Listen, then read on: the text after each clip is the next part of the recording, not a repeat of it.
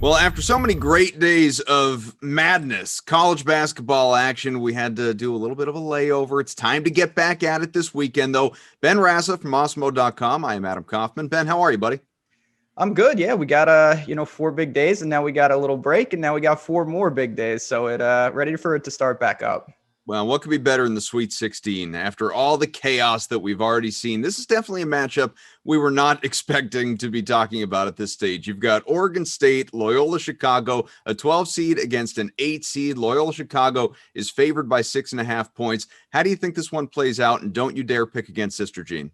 No, I can't. I mean, they're a very impressive team. They know what they're doing. I will say, though, these are two of the slowest tempo teams in the entire country. So 6.5 points in a game that might be played in the high 50s, low 60s is actually a good amount of points. So Loyola has shown, I mean, look what they did to Illinois. They absolutely dismantled them.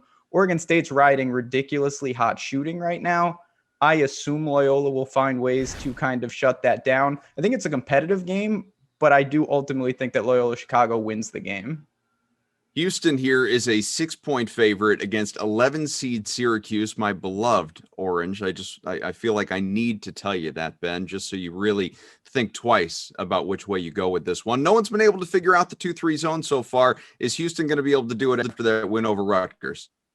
Yes, I think so. Sorry to say to your boys. I think it's a product of two things. One, Houston is unbelievable at defending the three. So they will have a plan for Buddy. They will have a plan for these three-point shooters from Syracuse. And it's been a weird situation. You know, you look at the first game with San Diego State. They figured out the zone. I thought they got great looks. They just couldn't make them. You have to make your three-point shooting.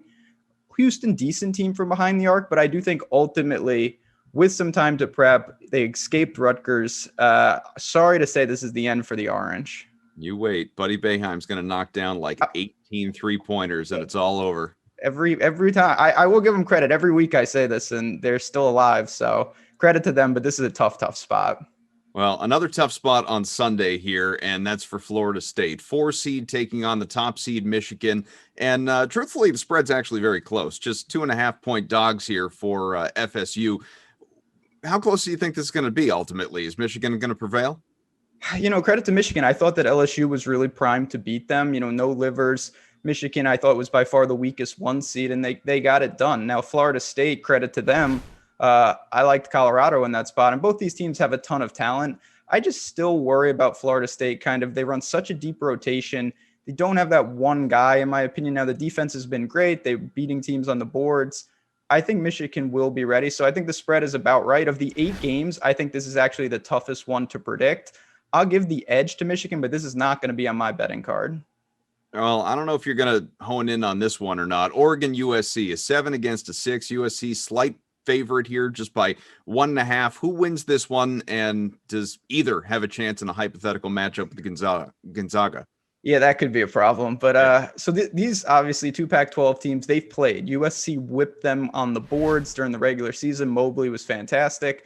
Oregon is just so skilled, though. They have so many, they run a tight rotation, but everybody really contributes that gets in the game. And we saw this against Iowa. When they get going, particularly from behind the arc, almost unstoppable. And I think they will have answers to at least keep it close on the rebounding margin. If they can do that, I trust their outside shooting, miles more than a team like USC. So I'm going to call for the Ducks to survive in advance. Ultimately, they probably will take on Gonzaga. That's going to be a whole different ball game. Who's your favorite upset pick to advance to the Elite Eight? So, you got teams here that are all pretty skilled at this point. I don't even know if this is that big of an upset, but just by process of elimination, I think I'm going to have to call for UCLA over Alabama. I like Alabama. Certainly, it is an upside. I should retract that. 6.5 points. But this is a team that I really have been impressed with. I like Alabama. They're starting to find their stride. UCLA, they really handled the pressure of Abilene Christian. Now, you could say, who have they really played yet? This is a massive step up, but that's a lot of points. So maybe they can't get it done outright, but 6.5 in a game like this is one that I could definitely get behind. Any other game spreads you have an eye on here for this weekend? So similar, again, I don't think these teams are going to upset, but Oral Roberts, they're getting 11 points. And to me, that's just too many points. They're one of the best 3-point shooting teams in the country. They take a ton. They are the number 1 free throw shooting team in the entire country, and they have the highest scoring player in the entire country. All of these things That is why they were able to, get past Ohio State. They got past Florida.